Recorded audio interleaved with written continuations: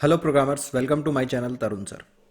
सो guys, इस video में मैं आप लोगों को पीएचपी में रिटर्न का यूज़ कैसे करते हैं ये सिखाऊंगा। फंक्शन से किस तरह से हम वैल्यू रिटर्न कर सकते हैं या विदाउट फंक्शन रिटर्न कीवर्ड कैसे काम करेगा ये हम लोग देखेंगे। सो गाइज, मैं थोड़ा सा जूम कर लेता हूँ इसको। फाइन। सो लेट्स सी, हम देखने वाले हैं return value from the function. So in PHP, we can return the value from the function using the return keyword. Basically PHP में हम रिटर्न कीवर्ड का यूज़ करके फंक्शन से वैल्यू को रिटर्न करवा सकते हैं, बाहर भेज सकते हैं। देखिएगा, हमारा फंक्शन कब एग्जीक्यूट होता है? जब हम फंक्शन को कॉल करते हैं। तो राइट, जब हमने फंक्शन को कॉल किया तो कंट्रोल फंक्शन की कॉल से ट्रांसफर होके जाता है फंक्शन की डेफिनेशन पर। एंड अगर वहाँ पे हमने रिटर्न स्टेटमेंट लगाया है, यूजुअली फंक्शन में रिटर्न वैल्यू हम लास्ट में लिखते हैं, तो क्या होगा, जब पूरा कोड एग्जीक्यूट हो जाएगा उसके बाद में जो वैल्यू है जो रिटर्न के साथ हमने लिखी है वो वापस जहां से हमने फंक्शन कॉल किया था उस जगह पर पहुंच जाती है। We can return any type of value from the function. Function में से हम किसी भी तरह की वैल्यू को रिटर्न करवा सकते हैं। फॉर एग्जाम्पल, हम वेरिएबल को भी रिटर्न करा सकते हैं, हम रेफरेंसेस को रिटर्न करा सकते हैं, हम एरेज को रिटर्न करा सकते हैं, एनीथिंग। ऑब्जेक्ट्स को भी हम इवन रिटर्न करा सकते हैं। If a function does not have a return statement then it returns null. ये देखिएगा, ये चीज़ इंपॉर्टेंट है। अगर हमने कोई रिटर्न स्टेटमेंट नहीं लगाया है तो वो फंक्शन लास्ट में क्या रिटर्न करता है पीएचपी में, तो पीएचपी में अगर हमने कुछ भी रिटर्न नहीं करवा रखा फंक्शन से और हम फंक्शन की वैल्यू को कहीं वेरिएबल में स्टोर करके एक्सेस करने की कोशिश करेंगे तो उसका मतलब है वहाँ पे क्या आएगा, हमारे पास नल आएगा। नल एक ऐसी वैल्यू है जो इनविजिबल रहती है, right. We can also use return for terminating a function or for terminating a PHP scripts execution। हम लोग प्रोग्रामिंग के अंदर खासकर PHP की अभी हम बात कर रहे हैं, बाकी लैंग्वेजेस में भी होता है वैसे तो, लेकिन अभी हम PHP की बात कर रहे हैं। तो अगर हम बिना किसी वैल्यू के रिटर्न स्टेटमेंट यूज़ करते हैं किसी फंक्शन में, तो क्या होता है, जैसे ही वो रिटर्न एग्जीक्यूट होता है उस फंक्शन का एग्जीक्यूशन वहीं खत्म हो जाता है। या डायरेक्ट हमने किसी पीएचपी स्क्रिप्ट में बिना फंक्शन के रिटर्न लगा रखा है, दैट मीन जैसे ही उस रिटर्न पर पहुंचेगा हमारा कंट्रोल, हमारा प्रोग्राम जो है, स्क्रिप्ट जो है, वहीं खत्म हो जाएगी। अभी एक एक करके प्रैक्टिकल पे देखेंगे। सबसे पहले हम छोटा सा एक एग्जाम्पल देख लेते हैं हमारा। सॉरी गाइस, यहाँ पे हमने एक फंक्शन बनाया है सम नाम से, राइट, जो दो पैरामीटर्स ले रहा है ए एंड बी। एंड इसमें हमने किया क्या है, सी के अंदर ए और बी का सम डाला और रिटर्न करवा दिया यहाँ से सी को। एंड जब हम इस फंक्शन के बाहर जा रहे हैं तो पीएचपी कोड में हमने कॉल किया द सम इज, और यहाँ से हमने इस फंक्शन को कॉल कर दिया। तो ये सम फंक्शन कॉल होगा। 10 और 20 जो है, बेसिकली 10 जाकर के स्टोर हो जाएगा इस ए में, देन 20 जाकर के स्टोर हो जाएगा इस बी में। दोनों का सम 10 + 20 दैट इज 30, वो किस में स्टोर हो जाएगा, सी में। देन यहाँ से सी की वैल्यू रिटर्न होकर के आ रही है, राइट। ये वैल्यू हमारे पास रिटर्न होकर के आ रही है 30। तो ये जो कॉल थी ओवरऑल, ये पूरी जो कॉल थी, इसका रिजल्ट जो है वो क्या आ जाएगा हमारे पास 30। तो इको स्टेटमेंट से क्या होगा, ये प्रिंट हो जाएगा the sum is 30। Let's see guys, इसको हम एग्जीक्यूट करके देख लेते हैं एक बार, फिर बाद में और भी फंक्शंस आगे के एग्जांपल्स में मैं आपको बना के दिखा दूंगा इससे, बट अभी के लिए हम इस कोड को एग्जीक्यूट करते हैं। सो मैंने यहाँ पे क्या किया, मैंने एक न्यू फाइल क्रिएट करी एंड सबसे पहले मैंने इसको सेव किया, रिटर्न लाइक मैंने यहाँ पे नाम दे दिया some dash return dot PHP. PHP extension जरूरी हमें पता है। सबसे पहले इसका बेसिक एचटीएमएल स्ट्रक्चर मैंने बना दिया, टाइटल दे दिया PHP return statement. Fine. Now मैंने पीएचपी का ब्लॉक बनाया यहाँ। इस पीएचपी ब्लॉक में हम लोग क्या कर रहे हैं, हम लोग फंक्शन डिफाइन कर रहे हैं सम नाम का, जो कि ए और $b दो वेरिएबल्स ले रहा है। देन हम एक $c बना रहे हैं जिसमें $a + $b को स्टोर कर रहे हैं एंड रिटर्न कर दे रहे हैं यहाँ से किसको, $c की वैल्यू को। लेट्स सी, यहाँ पे मैंने एक फंक्शन कॉल किया, लाइक मैंने x बराबर कॉल किया सम फंक्शन को एंड वैल्यूज मैंने पास कर दी 100 और 200। ठीक है गाइज, नाउ हम इको करा के देखते हैं किसको। एक तो मैसेज डाल देते हैं द सम इज, एंड यहाँ पे हम कॉल कर देते हैं, सॉरी यहाँ पे हम प्रिंट करा देते हैं किसको, $x को। डबल कॉट्स के अंदर भी प्रिंट करा सकते हैं, बाहर भी प्रिंट करा सकते हैं, no issues, whatever you like. So इसको मैंने सेव कर दिया। नाउ इस फाइल का नाम है sum-return.php। ये फाइल सेव कहाँ है, ध्यान रखना है, लोकेशन इंपॉर्टेंट है, मैंने पहले भी बताया है प्रीवियस वीडियोज़ में भी। ये फाइल सेव है हमारे जैम्प फोल्डर के अंदर, ठीक है। ये जैम्प के अंदर htdocs के अंदर यूट्यूब फोल्डर में मैंने इसको सेव किया है। So let's run this. पहले हम चेक कर लेते हैं मेरा जैम्प कंट्रोल पैनल शुरू है क्या। बिल्कुल मैंने एडवांस में शुरू कर रखा है। नाउ यहाँ पे लोकल होस्ट यूट्यूब तक का पाथ हमें पता है। अब हमें क्या देना है, हमारी फाइल का नाम देना है। क्या नाम दिया था हमने अभी फाइल को, ये देखिए sum-return.php। सो मैंने यहाँ पे कॉल किया, यूज़ किया sorry, sum-return.php। Fine, the sum is 300।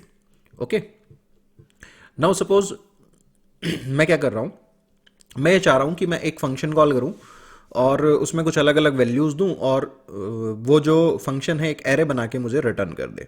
तो सपोज मैंने यहाँ पे एक get_array नाम का एक फंक्शन बनाया जो 3 वैल्यूज़ ले रहा है, $a, $b और $c को। अब मुझे क्या करना है, इससे एक एरर रिटर्न करवाना है। सो मैंने यहाँ पे एक ARR बना दिया एंड हमें पता है हमारे पास एरे फंक्शन है PHP में एरेज क्रिएट करने के लिए, उसका मैंने हेल्प ली, ABC को यहाँ पे एज ए आर्ग्यूमेंट भेज दिया मैंने, फाइन, और रिटर्न कर दिया मैंने किसको, $ARR को। अब देखिए यहाँ पे मैंने एक वेरिएबल बना दिया माई एरे, फाइन। नाउ मैंने यहाँ पे फंक्शन कॉल किया get_array, यहाँ पे वैल्यूज दे दी मैंने 10, 20, 30। नाउ ये कैसे पता लगेगा कि ये हमारा एरे है, एक बार प्रिंट करा के देखते हैं my_array को, ठीक है। और मैं इस पेज को रिफ्रेश करता हूँ, क्या कह रहा है, array to string conversion. That means हमारे पास एरे बन के आया है, इसीलिए ये एरर आ रही है ना, और ये प्रिंट नहीं करा पा रहा है। एरेज को अगर आपको डायरेक्ट प्रिंट करना है तो हमारे पास एक फंक्शन होता है print_r, जो की वैल्यू पेयर्स एरे के प्रिंट कर देता है सारे ऑटोमेटिकली। सो मैंने $myArray यहाँ पे पास कर दिया, ठीक है। लेट्स सी इसका आउटपुट देख लेते हैं। सो दिस इज एरे, 0 पर 10 पड़ा है, 1 पे 20, 2 पे 30। अच्छा, अगर हमें इसे print_r से ना प्रिंट करा के दूसरे तरीके से प्रिंट कराना हो, हमारे पास एक तरीका ये भी है, हम फॉर ईच लूप का यूज कर सकते हैं। तो हमने यूज किया फॉर ईच,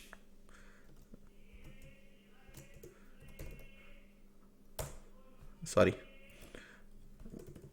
ये फॉर ईच, और यहाँ पे हम क्या करते हैं, सबसे पहले हमारे एरे का नाम लिखते हैं। तो माई एरे एज $की बराबर $वैल्यू, ये हमने रख दिया एज इट इज़, और यहाँ पे मैंने प्रिंट करा दिया की को। पहले मैं प्रिंट करा देता हूँ की को, कि किस की पे क्या पड़ा है, फिर मैं प्रिंट करा देता हूँ एरो का निशान, किस पे वैल्यू पड़ी है, राइट।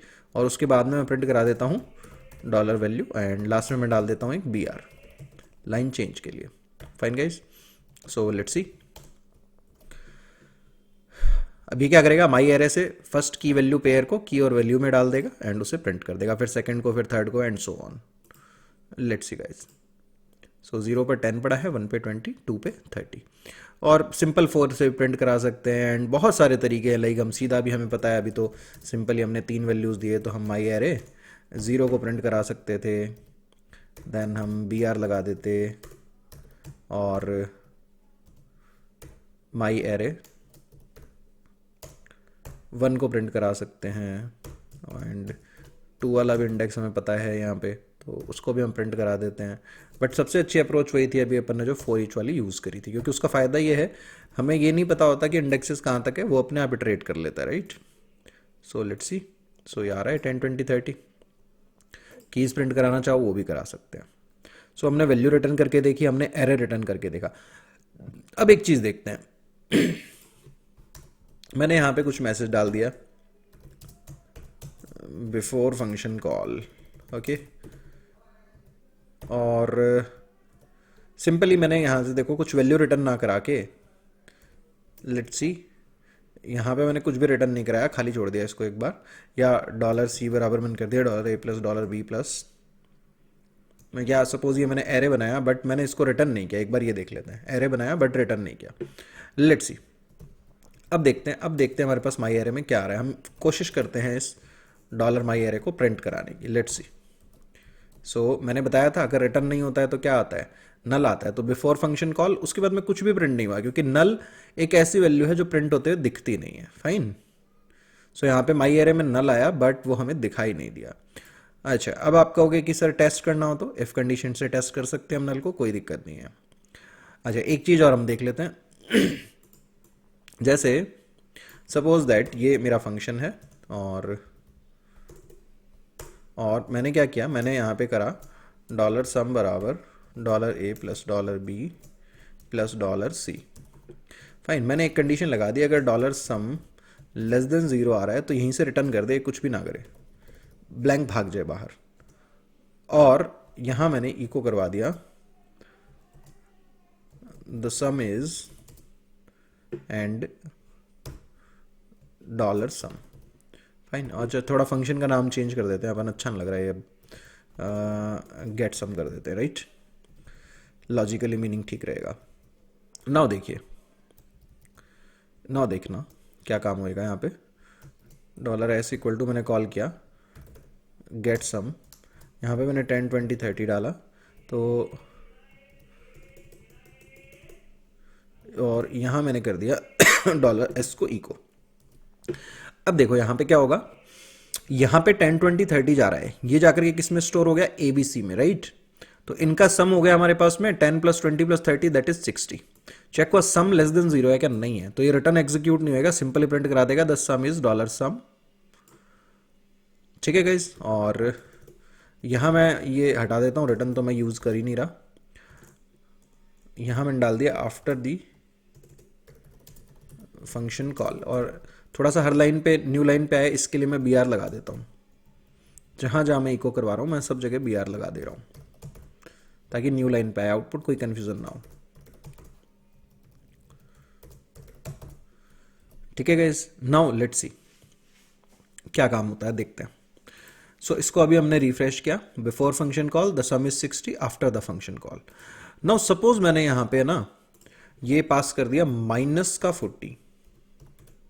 ओके, अब मैंने जब माइनस का 40 पास किया, देखिए स्क्रिप्ट कैसे चलेगी। सबसे पहले ये वाली लाइन एग्जीक्यूट हो जाएगी before function call, then get sum call हुआ 10 20 -40, तो 10 + 20 + -40 हो गया -10। सम लेस देन जीरो है क्या, बिल्कुल है, यहां से रिटर्न हो गया डायरेक्ट, यानी कि line number 16 the sum is वाला स्टेटमेंट नहीं चलेगा, मेन स्क्रिप्ट में आएगा, यहां पे आके प्रिंट करा देगा आफ्टर द फंक्शन कॉल। तो दो ही आउटपुट होंगे, before function call, after function call.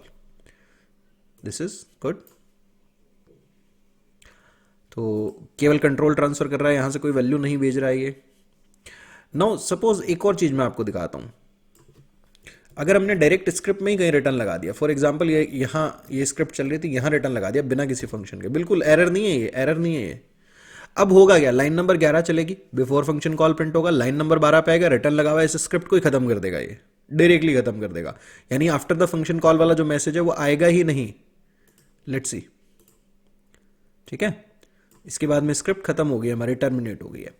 तो दोस्तों ये था हमारे पास में रिटर्न स्टेटमेंट का यूज, हमने विद इन फंक्शन भी देखा, हमने फंक्शन के बाहर भी देखा। उम्मीद करता हूं आपको ये कॉन्सेप्ट जो है वो समझ आया होगा। फिर भी अगर कोई डाउट रह जाता है इस वीडियो पर कमेंट कीजिए, मैं आपके डाउट को डेफिनेटली दूर करने की कोशिश करूंगा।